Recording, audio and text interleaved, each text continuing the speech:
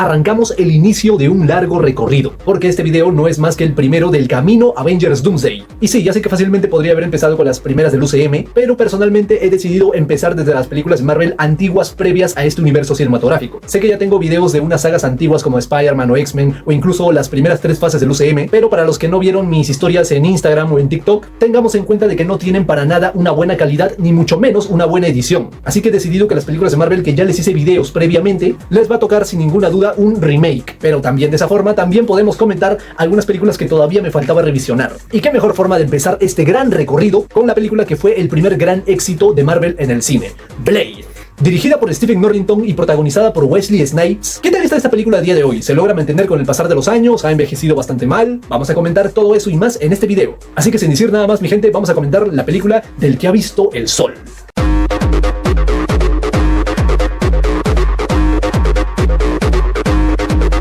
Esta película se ambienta en un mundo donde los vampiros están en todas partes. Sin embargo, el único que hace justicia contra ellos es el mismísimo Blade. Este personaje es un híbrido entre humano y vampiro, y esto se debe a que un vampiro mordió a su madre embarazada y debido a ello él nació con esas habilidades especiales. Unas habilidades especiales que lo asemejan mucho más hacia los vampiros que a los humanos. Pero hay una gran diferencia que tiene él, y es que no tiene casi ninguna de las debilidades características de estos seres. Por ejemplo, es resistible al ajo, a la plata e incluso a la luz del sol. Sin embargo, tiene un problema muy grande, y es que no ha logrado solucionar su problema de su sed de sangre, ya que para lidiar con este problema se tiene que inyectar un suero cada cierto tiempo para evitar que se vuelva un vampiro salvaje al 100%. Y junto a esta paranoia tiene que evitar los planes del villano Deacon Frost, un vampiro muy maligno que junto a sus secuaces están realizando ciertos movimientos para invocar a un ser dios vampírico conocido como la Magra, y de esa forma convertir a todas las personas del mundo en vampiros. Exactamente ese vendría a ser el resumen tal cual de esta película. Tengamos muy en cuenta una época en la que el cine de superhéroes estaba literalmente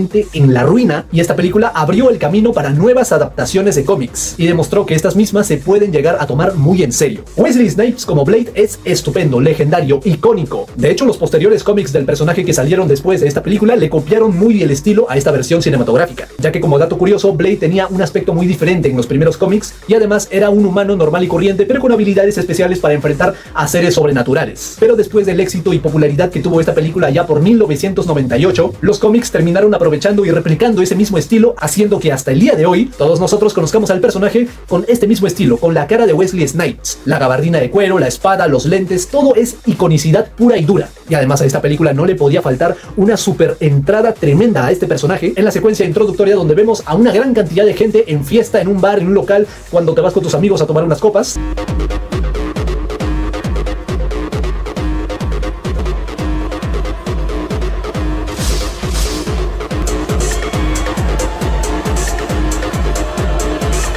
En un bar tremendamente salvaje lleno de gente disfrutando de un baño de sangre. Y en ese momento que aparece el que ha visto el sol, se marca una secuencia de pelea tremendamente brutal.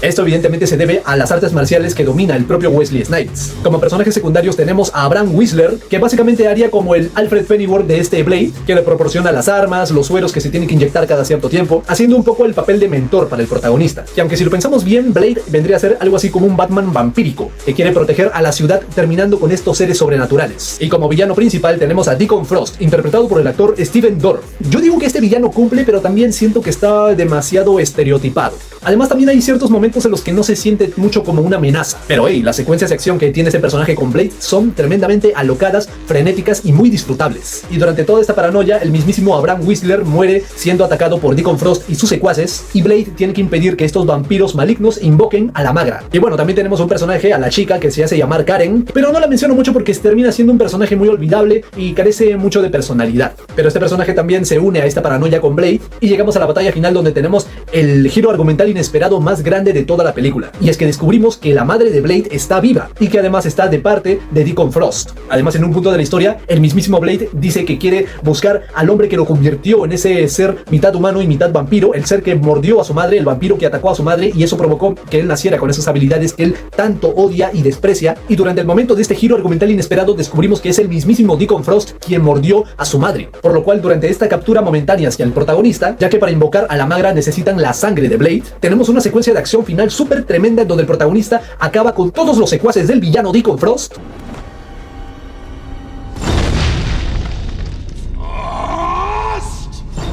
Kill him. Wait! I owe you, man.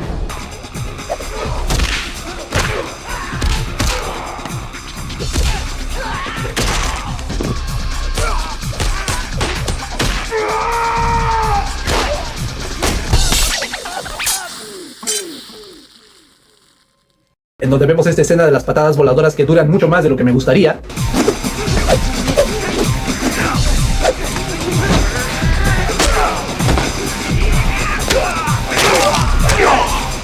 Y un combate con espadas del protagonista y el villano.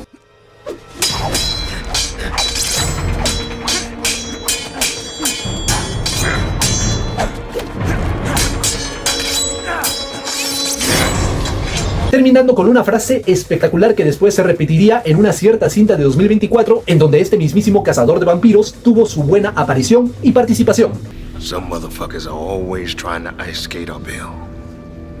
Some motherfuckers still trying to ice skate uphill. Una de las frases más God de este género. Pues nada, Blade acaba con Deacon Frost y le pide a Karen que haga una cura y un suero mucho mejor, ya que la guerra contra los vampiros está aún muy lejos de terminar. Y aquí un par de datos curiosos. ¿Sabían que hay un final alternativo donde nos iban a presentar al mismísimo Michael Morbius? Ya que los guionistas y realizadores de esta película querían que este personaje fuera el villano de la segunda parte. Pero debido a que este personaje formaba más parte de las historias de Spider-Man y los derechos del superhéroe arácnido ya estaban en manos de Sony, pues tuvieron que descartar ese final y esa idea. Y el otro dato curioso es que si bien muchos nos preguntábamos cómo demonios estos seres vampíricos se iban a alimentar si todo el mundo se iban a convertir en estos seres sobrenaturales, pues hay una escena eliminada donde te responde esa pregunta, y es que Deacon Frost tenía humanos congelados y criogenizados para alimentarse cuando él ya cumpla su cometido. Considero fuertemente que debieron haber dejado esta escena en el metraje final. Y bueno, tampoco podemos olvidar la escena final completamente de este metraje, en donde vemos al protagonista Blade en Moscú a punto de pelear y cazar a un vampiro que estaba atacando a una mujer, demostrando perfectamente que su lucha contra estos seres aún está por continuar, cosa que veríamos en la segunda parte. En general, esta película de Blade me parece muy entretenida. Nos presentan muy bien al personaje, tiene escenas de acción bastante frenéticas y disfrutables, y en general es una cinta cumplidora, aunque también tengo que decir que hay algunos momentos de silencio, de mucho texto y un tanto lentos y monótonos, pero no afectan para nada mi experiencia con esta cinta. Pero lo que sin ninguna duda estamos de acuerdo es que esta trilogía del personaje tiene mucha iconicidad, es gracias al mismísimo Wesley Snipes. Los efectos especiales de esta película sí envejecieron muy mal, aunque hay momentos en los que parece comprensible, pero hay otros, como por ejemplo esta escena en la batalla final, donde sí que se nota muchísimo el paso de los años. El villano Deacon Frost me pareció muy estereotípico, pero al final de cuentas cumple con su papel.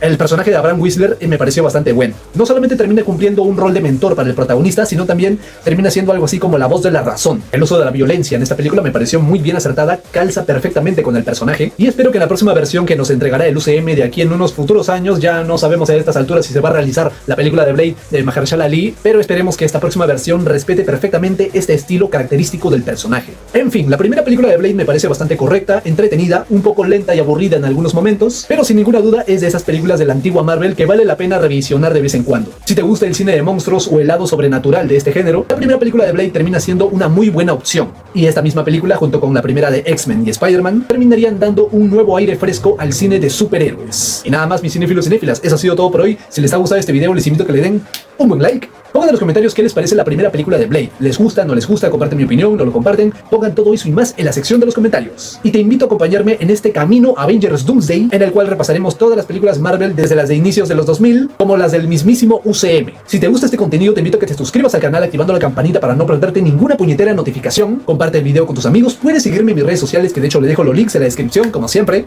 Y nos vemos en el próximo video, mi gente. Chao.